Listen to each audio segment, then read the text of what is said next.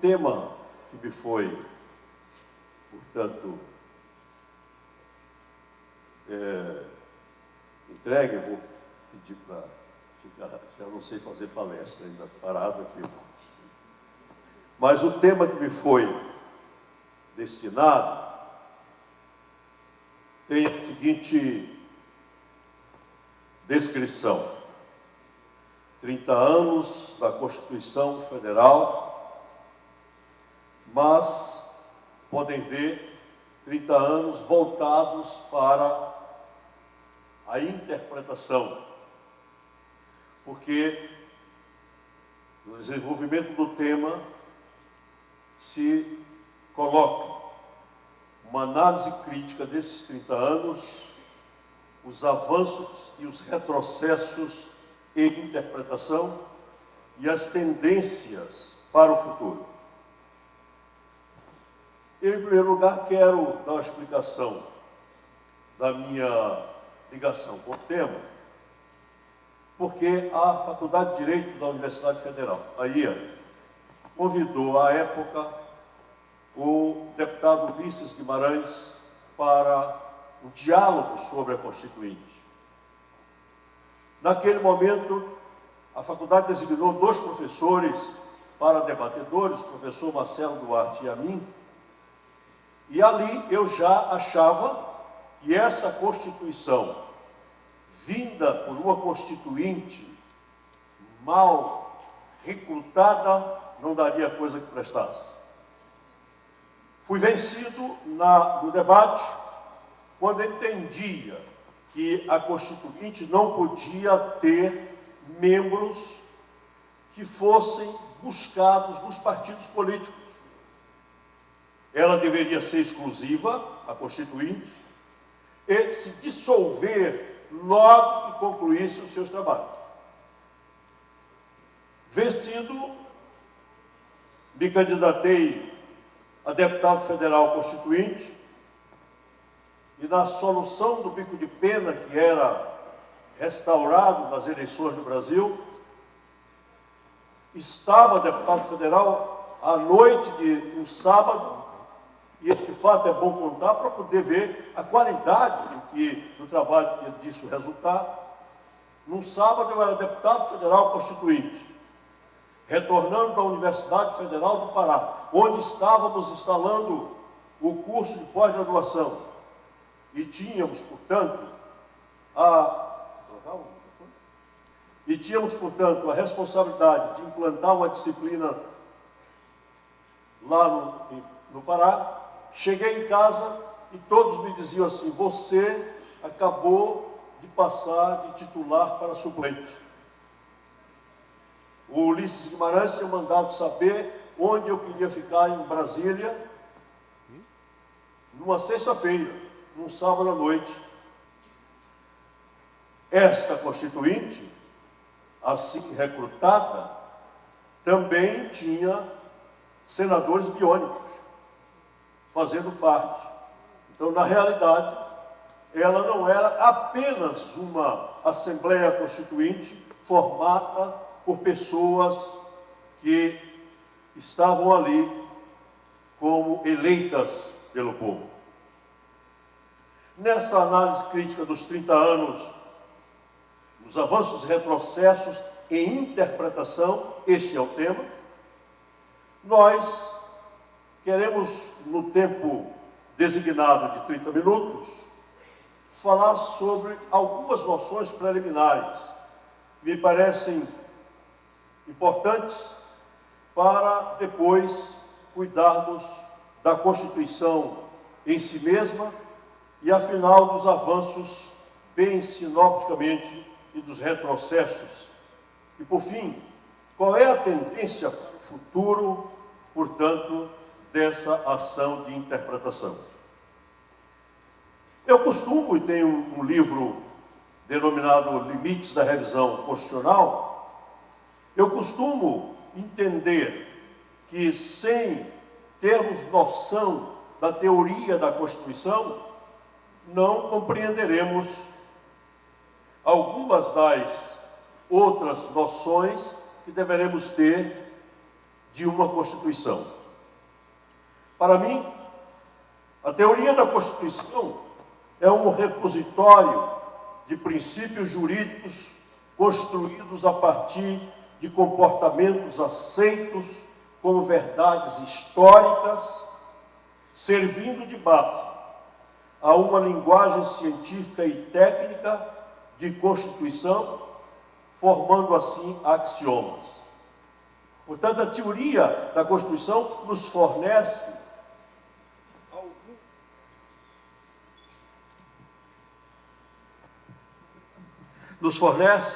alguns dos conceitos que na sala de aula passamos, sobretudo na graduação, para os meninos, sem precisar dizer, olhe, surgiu este conceito desta ou daquela forma, porque eles são axiomas.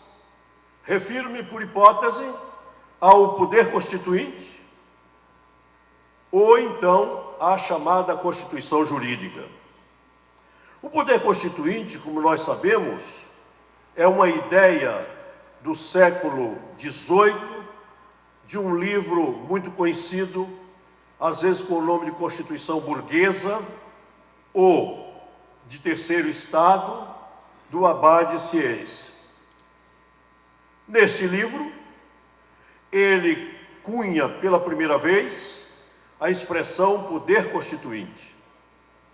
O único defeito que tem esse seu conceito é que ele entendeu que somente o terceiro Estado era legitimado para fazer a produção deste poder, qual seja a Constituição.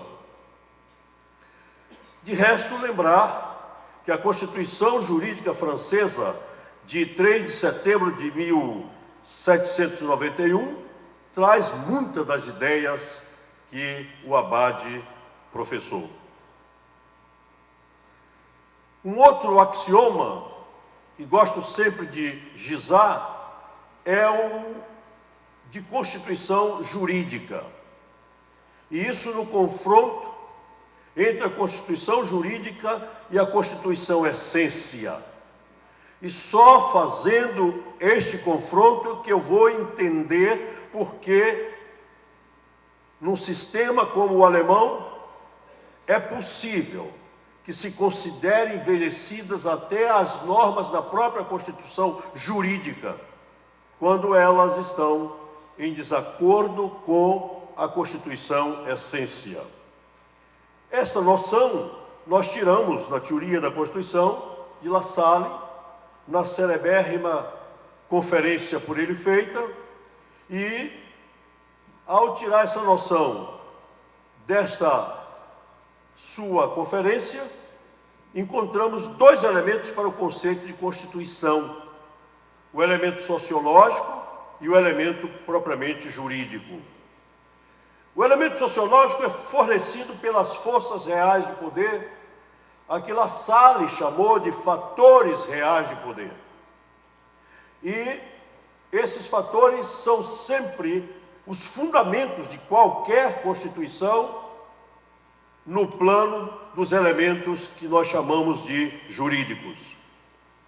E poderíamos dizer, então, que esses elementos jurídicos do conceito Constituição é a expressão escrita das forças reais de poder. Não é a expressão escrita a única forma de Constituição. E nós temos o exemplo da Inglaterra, que tem uma Constituição, mas não tem esta forma escrita.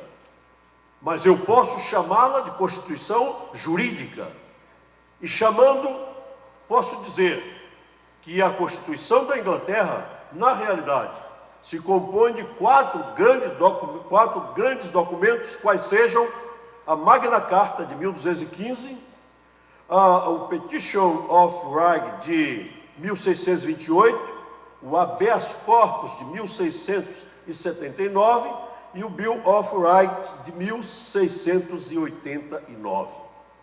Ora, se eu entendo que uma Constituição jurídica deve refletir a Constituição essência, ou seja, os fatores reais de poder, eu posso dizer que essa Constituição jurídica, escrita, sistemática, ela pode ter a estrutura que tem a Constituição do Brasil.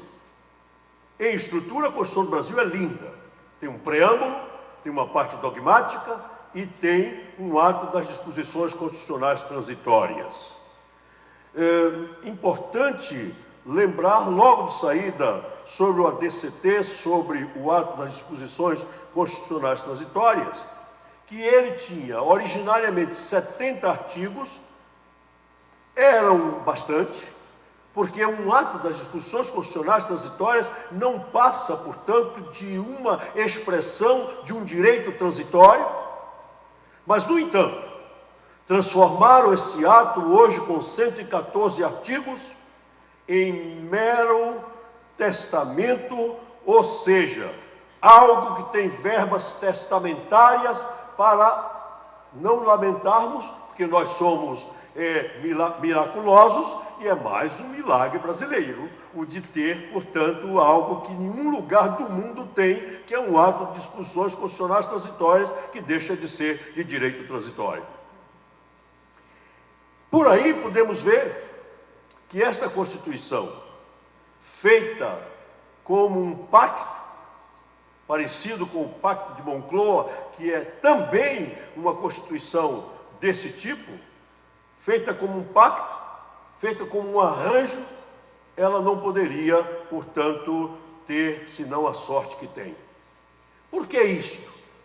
Porque se na hora de recrutar os membros, eu não o fiz para que tivesse, portanto, constituintes exclusivos, eu corria o risco de jogar a Constituição a ser elaborada como foi, com a forma que nós dizemos, no tapetão verde do prédio do Congresso Nacional.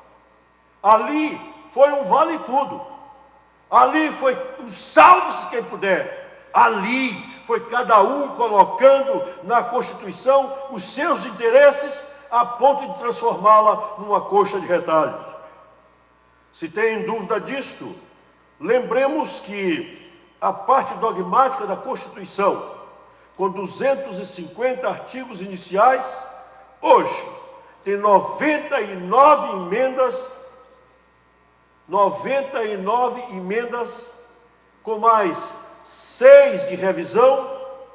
Hoje ela tem 162 leis complementares, tem 6.000 ADINs e tem não sei quantas ADCs. Significa que aquela Constituição que foi feita dessa forma, como um pacto, naquele modo lamentável de elaboração, ela não poderia resistir como nesses 30 anos não resistiu. Meus colegas, as Constituições, como sabemos, elas são, quanto às suas espécies, e do ponto de vista que eu estou colocando, que é o das reformas, flexíveis ou rígidas. Dizemos que há outras classificações, mas me importa essa que eu estou dando. Dizemos que a Constituição é flexível quando ela tem uma forma de reforma, tem um tipo de reforma idêntico ao das leis subalternas. Ela é rígida quando estabelece, portanto, regras para que permaneça por algum tempo. E há um tema muito caro hoje, que é o das mutações constitucionais, que o próprio Supremo Tribunal Federal já se preocupa com isso. E esse tema das mutações constitucionais nos leva à análise de processos formais e processos não formais. Os processos formais, ou o processo formal da nossa, é a reforma, ou era a revisão, que foi por tempo certo, ou é a emenda, que é, como eu disse, já a essa altura, quase 100. Acho que não chegaram à 100ª, com vergonha. Pararam na 99, porque aí fica todo mundo dizendo, não chegou a 100 e tal, e essa história fica, portanto, a ser contada pelos meus netos. E os processos não formais, eles são os piores, porque eles estão no controle de constitucionalidade dos atos subalternos. E eu costumo lembrar, e está num prefácio que redigi para um dos livros mais interessantes de direito constitucional que eu conheço, que é o do professor Dirley da Cunha, sobre controle de constitucionalidade. Nesse prefácio, eu lembro que distingo entre controle de constitucionalidade e declaração de constitucionalidade. Para mim, controle de constitucionalidade é o gênero. Qualquer ator do jurídico que desejar, portanto, aplicar uma norma, terá de ver se ela é constitucional. Temístocles Cavalcanti tem uma lição muito importante. Entre uma norma constitucional, entre uma norma infraconstitucional que seja discutível perante o texto constitucional e outra que não se aplica a outra, eu posso ser um inspetor de quarteirão. E eu dou o exemplo de membro do Conselho de Contribuintes do Ministério da Fazenda, quando se discutia o fim social. Veio para mim um processo e o Supremo Tribunal Federal, quando o recurso extraordinário ainda não era erga omnes, e que ele tinha decidido qual era a alíquota do fim social, veio para mim um processo. E eu, portanto, como membro de um conselho integrado no Poder Executivo, apliquei a norma que para mim era válida perante a Constituição, que foi a decisão do Supremo Tribunal Federal daquele recurso extraordinário, e salvamos milhares de processos que estavam represados no Conselho. Portanto, controle de constitucionalidade faz qualquer ator do mundo jurídico. Declaração de constitucionalidade só o Poder Judiciário. Declaração de constitucionalidade, portanto, pode ser uma forma de mutação constitucional. Ditas essas palavras, o que acontece com a Constituição brasileira de 1988? Primeiro, o processo legislativo desta Constituição teve um fato fundamental que eu apresento em cada uma das 7 Constituições brasileiras. Nesse meu livro Limites da Revisão Constitucional, eu apresento um fato fundamental.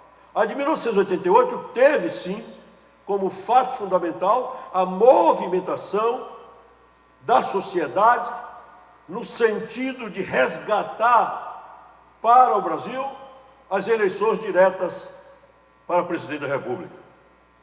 Esse foi o motivo maior que levou as pessoas às ruas.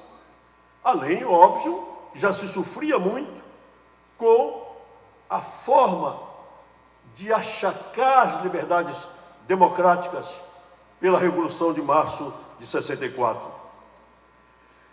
E aí se fez o recrutamento, como eu disse, candidatos de partidos, senadores biônicos, e os grupos de pressão foram para o tapetão do Congresso Nacional a fim de buscar encaixar no texto da Constituição Jurídica escrita do Brasil as suas reivindicações. Quem é da minha idade se lembra que logo de saída um grupo formado pelo Centrão buscava a hegemonia da Assembleia Nacional Constituinte para implantar, portanto, as suas ideias. De outro lado, alguns formados pela liderança de Fernando Henrique Cardoso e Mário Covas entenderam que deveriam reagir, e desse embate surgiram 8 grupos de trabalho, 8 comissões, e essas 8 comissões, aqui e acolá, começaram a buscar um meio de fazer o texto. Eram aviões que cruzavam os céus do Brasil. Não, isso não está nos livros. Eu estava uma vez em Belo Horizonte Quando alguém virou para mim, eu estava fazendo uma palestra na Universidade Federal de Minas Gerais, se alguém disse, o deputado fulano de tal da Bahia, está o telefone para lhe falar, porque ele está pegando um aviãozinho para ir votar como membro do Centrão e quer lhe dar uma palavra sobre qualquer coisa. Foi assim que se fez a Constituição de 1988.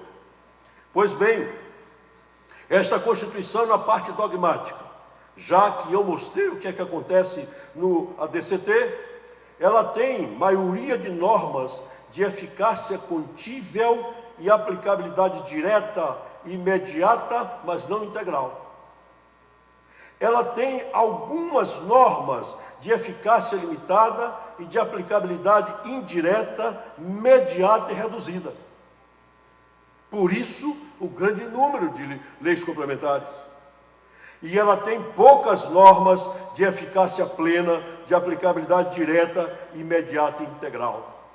Esta é uma velha classificação de Vesio Crisafulli, que todos nós conhecemos, que foi popularizada por essa figura extraordinária de constitucionalista que é José Afonso da Silva. Pois bem, se é assim, eu posso dizer que a Constituição brasileira de 1988 é rígida apenas sob o aspecto formal, mas ela é flexível sob o aspecto da prática que nós estamos a verificar. O método de segurança de uma rigidez de Constituição é a jurisdição constitucional. O método de rigidez é a jurisdição constitucional.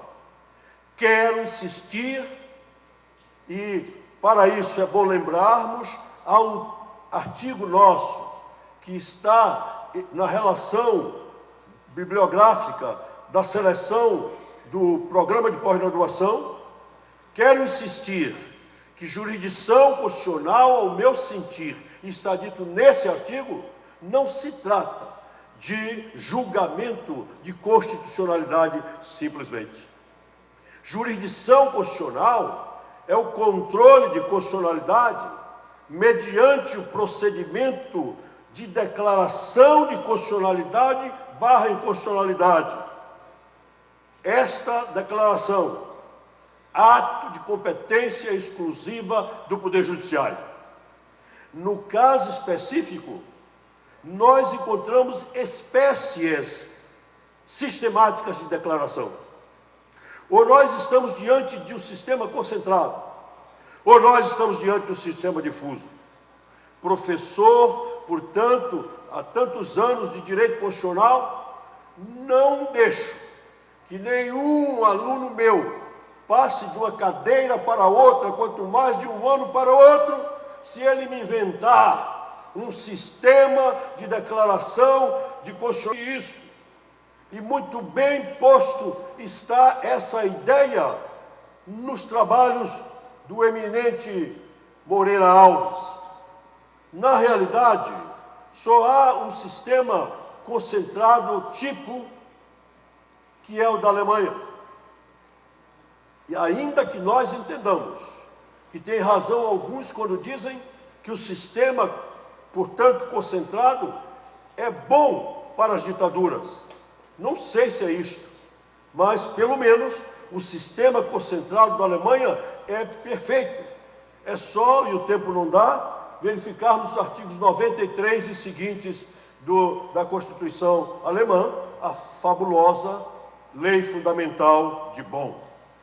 E o sistema difuso, nós temos o padrão tirado dos Estados Unidos da América do Norte.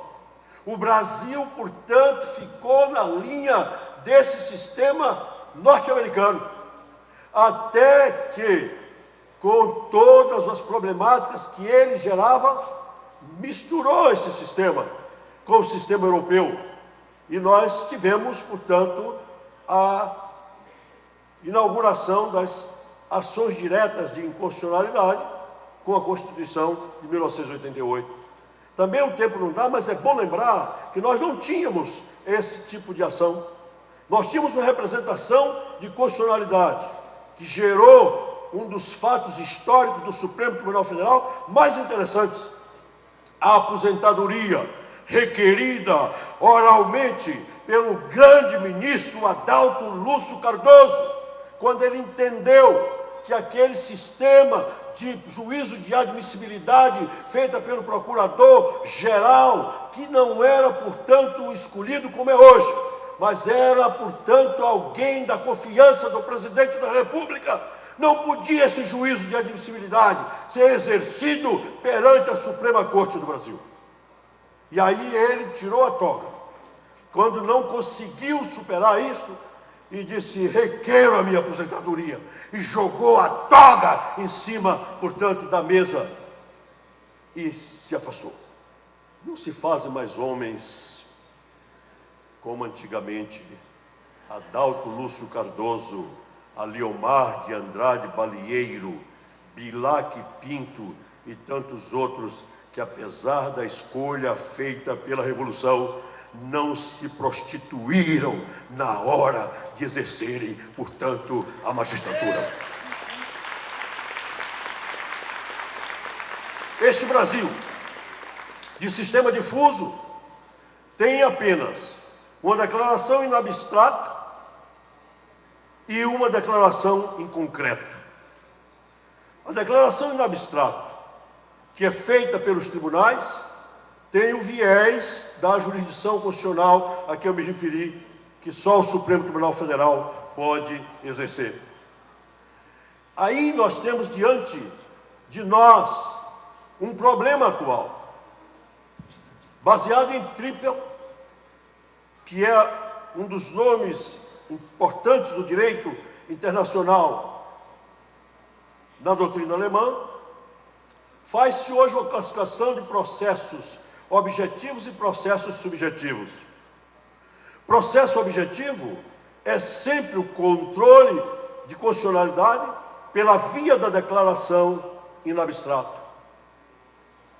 Isto tem sido a desgraça dessa interpretação da Constituição de 88. Vejamos por quê.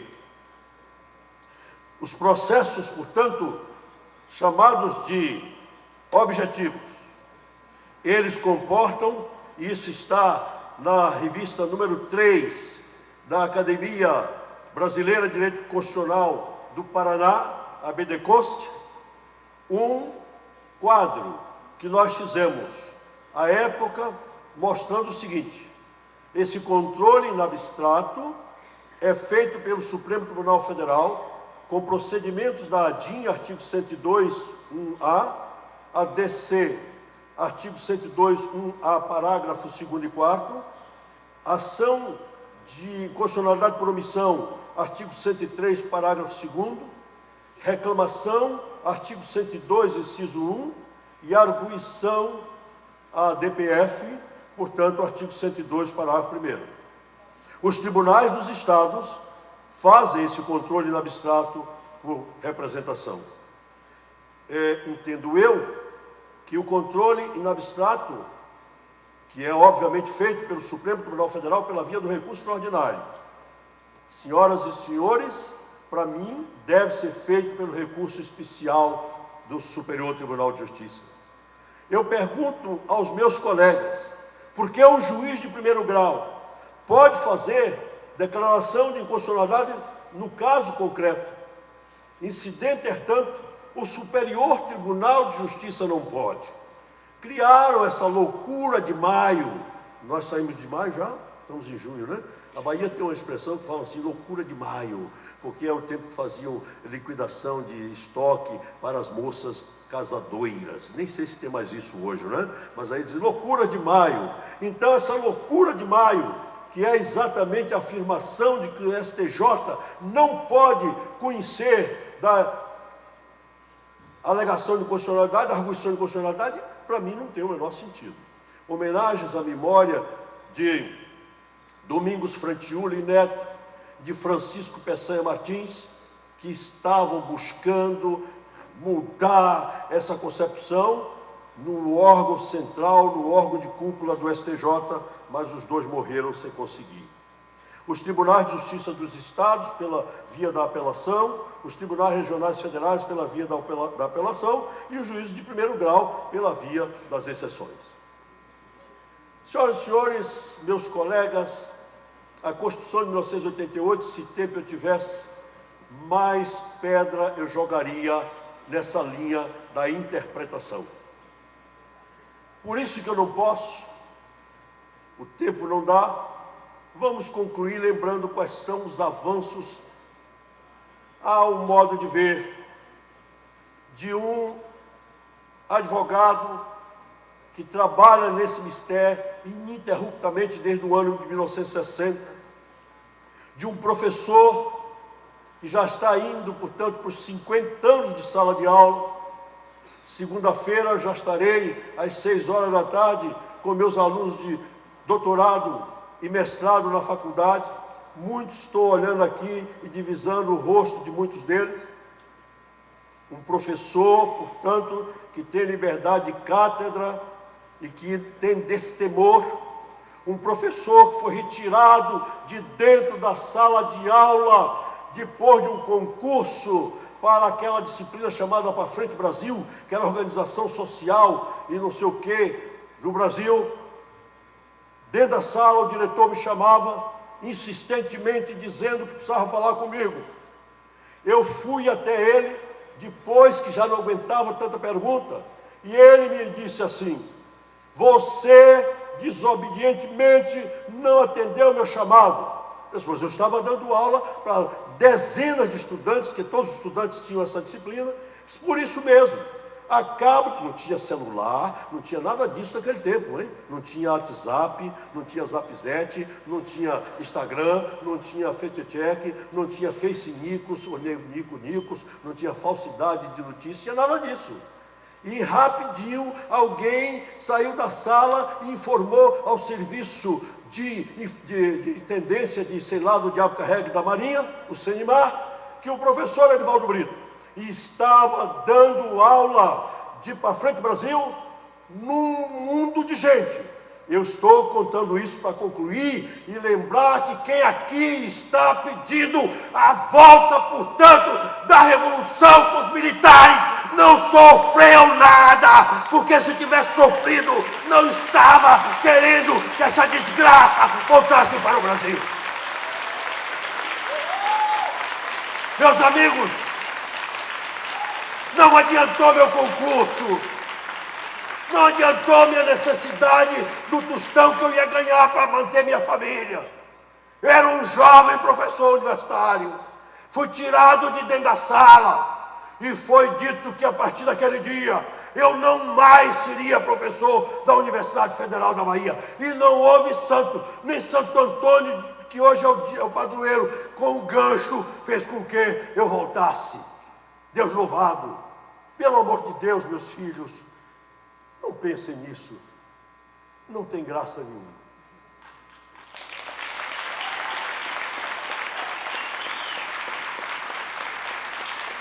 Concluo lembrando-lhes que há avanços na interpretação, sim. A teoria jurídica penal da autoria, buscada em Klaus Hoxie, da Alemanha, conseguiu fazer no Brasil a distinção entre a teoria do domínio por organização e do domínio do fato, para poder comparar essa situação penal da autoria.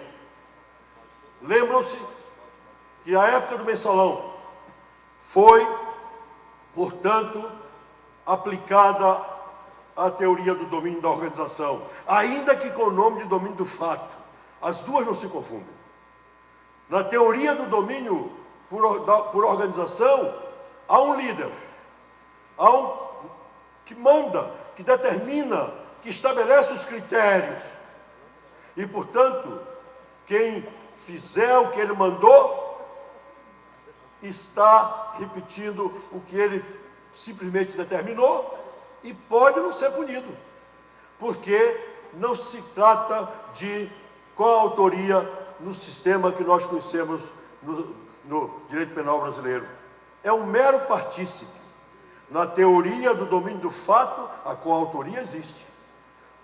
O exemplo de alguém que vai, portanto, roubar um banco. O homem que está lá no carro, o motorista, é tão responsável, incorre em tantas penas quanto o que foi lá e abriu o cofre com uma granada.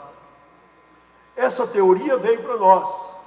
O que eu lamento, meus colegas advogados, é que aí se estabeleceu de logo o chamado grupo dos garantistas e os não garantistas.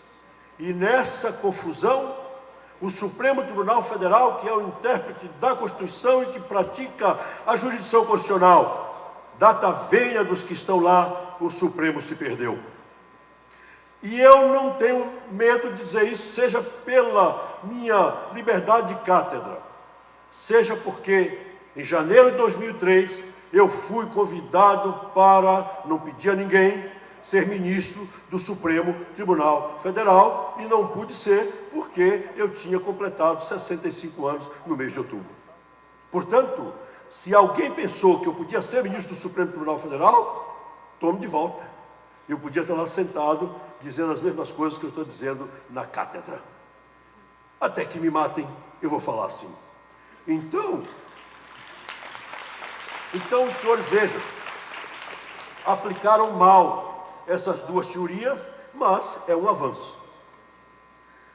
A inconstitucionalidade de lei municipal foi uma luta para se entender que não era possível que as leis municipais não tivessem um controle de constitucionalidade, que as leis municipais não tivessem quem declarasse em abstrato a sua inconstitucionalidade. Felizmente. E aí eu fico bem satisfeito, porque um orientando meu do mestrado, o doutor Manuel Carlos de Almeida Neto, que foi assessor do ministro Lewandowski, que foi secretário-geral do Tribunal Superior Eleitoral, quando isso também foi o seu presidente, Manuel, tem um livro com um prefácio nosso sobre esse assunto, sobre a nova teoria da inconstitucionalidade de lei municipal. É que, se eu não posso ir até o Supremo Tribunal Federal de modo direto, vejam bem, eu posso ir de modo incidental, pela via da reclamação, e temos alguns exemplos de duas reclamações interessantes, que estão ditas nesse meu livro também, e posso ir pela ADPF, foi o caminho mais curto, agora se chegou para a declaração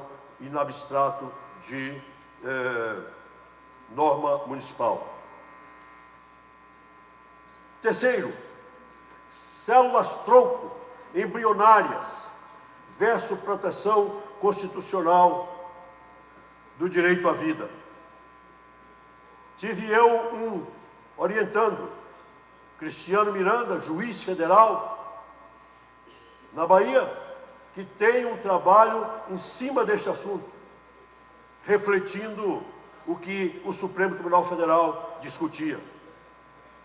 Um terceiro caso que mostra avanço em interpretação é o do racismo, com aquela discussão relativamente, professora Cláudia, no Rio Grande do Sul, sobre uma revista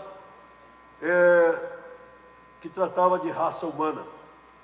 O Supremo ali estava falando que não tinha raça humana. Eu continuo doente com isso, porque eu, quando leio o artigo 3º da Constituição, vejo que a Constituição fala de raça. E por mais que o Supremo tenha dito isso no habeas corpus 82424, eu ainda não me convenci. Mas é um avanço na interpretação. Depois vamos perguntar, por que hora você concorda, hora você discorda e diz que é um avanço? Já concluirei. Quinto, interrupção da gravidez por fato do feto anencefálico, ou anencéfalo, é a ADPF 54, também foi um grande avanço. A homoafetividade, na ADPF 178, transformada numa DIN 4.277. Esses casos, dentre tantos outros... o caso do parente, do parentesco, como é que chama aquilo? Que não posso empregar meu parente. Instrução muito inteligente do ministro Lewandowski, na interpretação do artigo 37 da Constituição Federal.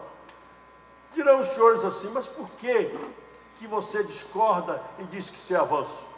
Porque o Supremo Tribunal Federal devia ser somente para isto. E ele não é. Por essa razão, é que eu vou fechar essa conversa agora sobre o assunto com os retrocessos em interpretação. Para mim, é retrocesso. Vou repetir como o baiano gosta 3 vezes. O baiano fala 3 vezes.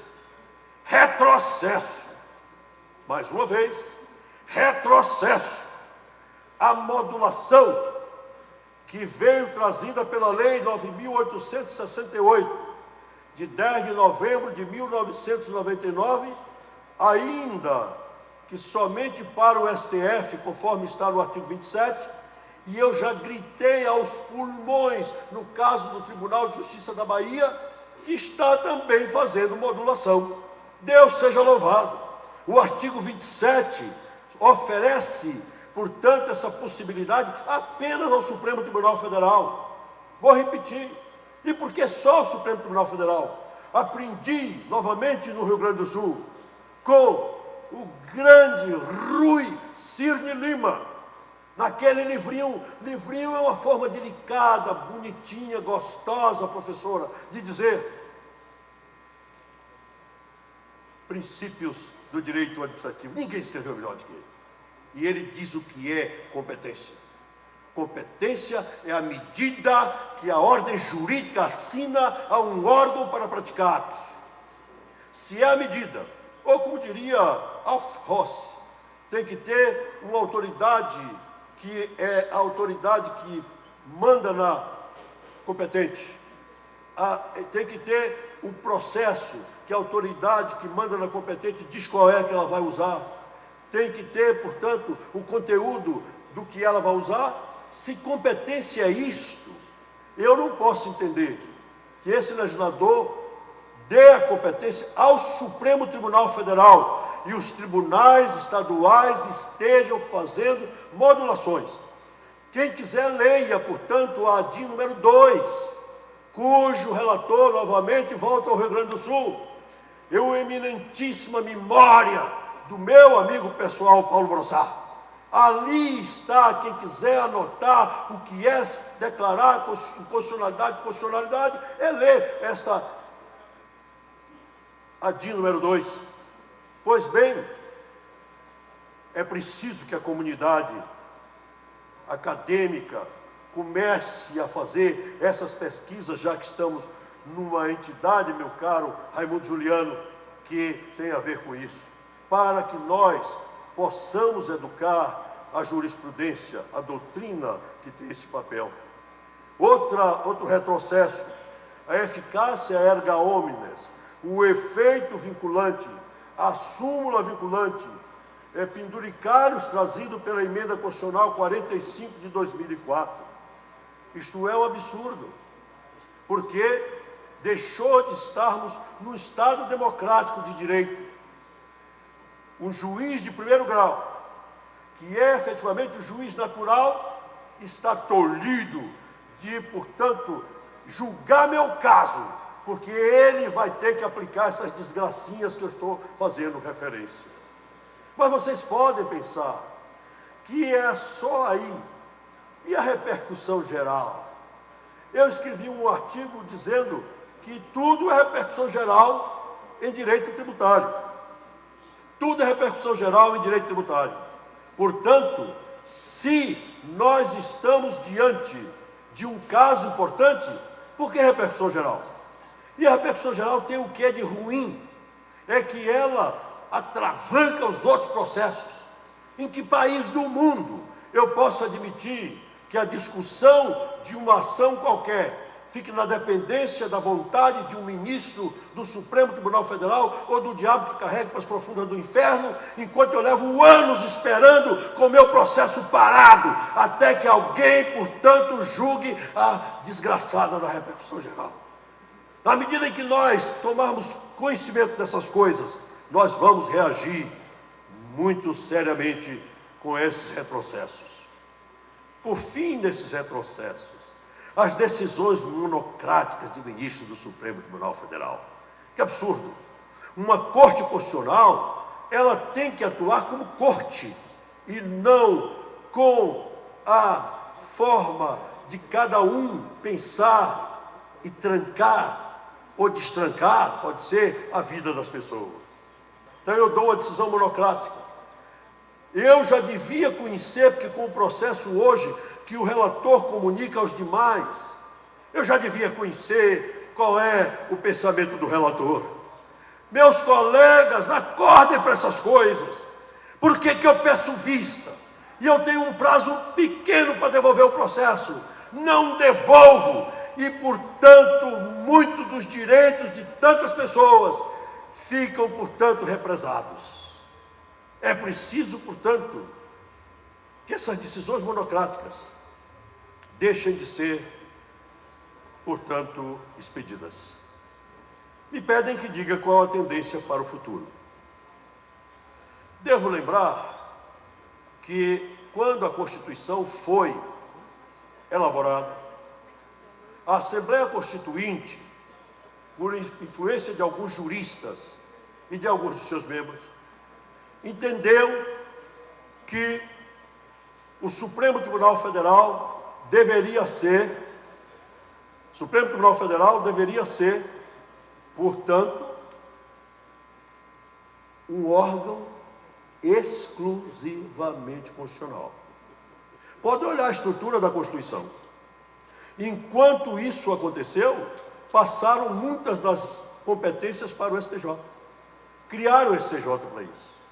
Mas a Suprema Corte entendeu, pela sua composição, então, que ia perder prestígio.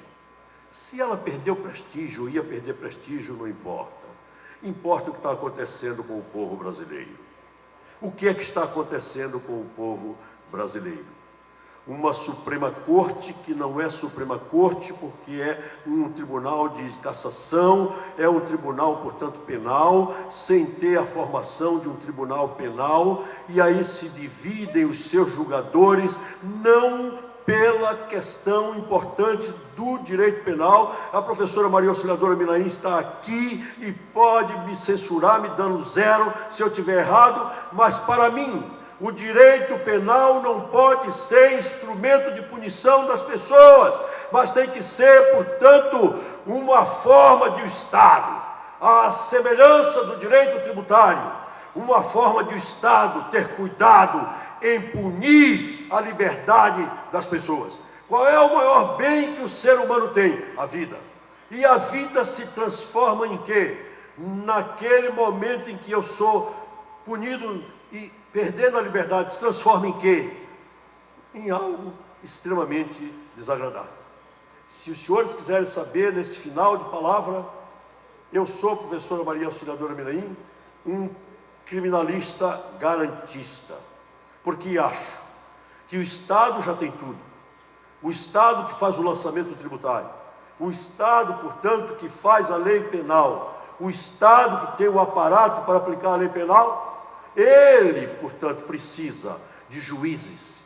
Quando eu vejo o juiz dizer que eu sou juiz da fazenda e supõe que ele é o dono da fazenda, quando ele é meramente o juiz que tem o nome de juiz da fazenda pública, eu fico triste.